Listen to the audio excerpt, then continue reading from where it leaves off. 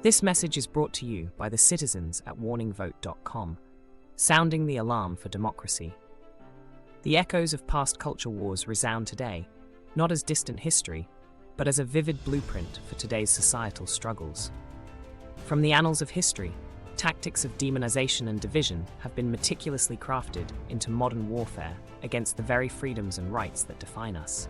As we delve into the fabric of contemporary America, a pattern emerges, a pattern woven with threads of past battles, now being used to unravel the tapestry of our shared liberties. In the 1970s, a shift occurred. The civil rights movement's spirit of resistance and demands for equality sent ripples through the foundation of white evangelical America. Instead of joining this chorus for change, a counter-movement was born, adopting the strategies of those they opposed, but for a vastly different agenda.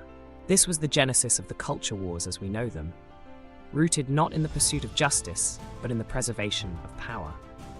Fast forward to today, and the echoes of these tactics have intensified. Groups like the Heritage Foundation, armed with a $22 million budget to create an 897-page playbook titled Project 2025, to be rolled out over the president's first 180 days, which aimed to reshape society in an image far removed from the inclusive vision fought for on the bridges of Selma. They seek not just to influence, but to overwrite, to establish a hegemony where dissent is quashed under the guise of preserving traditional values. The demonization of the other has become a central theme. LGBTQ+ rights, reproductive freedoms, and even the concept of secular governance are portrayed as threats to the fabric of American society. Under the banner of Project 2025, there's a push to enforce a worldview where every act of intimacy comes with consequences, where diversity is viewed with suspicion, and where safety nets that protect the vulnerable are seen as weaknesses to be eradicated. This is not just a battle of policies, but a war of position. A struggle for the soul of America, fought in the classrooms, in the media, and in the halls of power. The tactics of the past, once used to deny civil rights and stifle dissent, are now being repurposed to roll back decades of progress, to silence voices calling for justice, and to cement a future where freedom is a privilege granted by adherence to a narrow ideology. But history also teaches us resilience. It reminds us that counter-hegemonies can be built, that values of inclusivity and equality can take root and flourish even in the most hostile soil.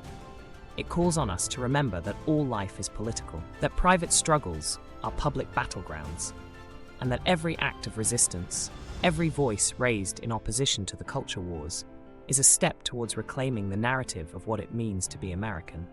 As we stand at this crossroads, the question before us is not just about which side of history we will find ourselves on, but about the very nature of the future we wish to build.